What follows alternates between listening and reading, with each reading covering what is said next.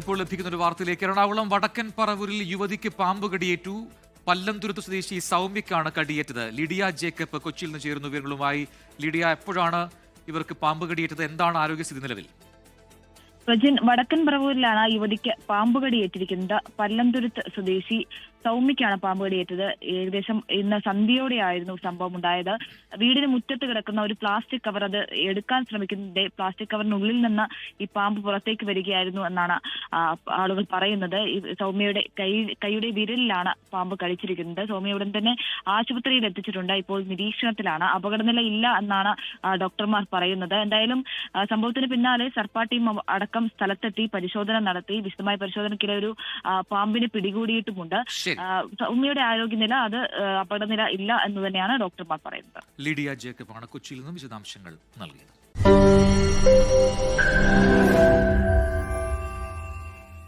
ലോകത്തെവിടെയായാലും ഏത് സമയത്തും 24 വാർത്തകളും ഓഗ്മെന്റഡ് റിയാലിറ്റി പാക്കേജുകളും എക്സ്പ്ലെയിനറുകളും വിശദമായി കാണാൻ ഞങ്ങളുടെ യൂട്യൂബ് ചാനൽ നിങ്ങൾക്ക് സബ്സ്ക്രൈബ് ചെയ്യാം.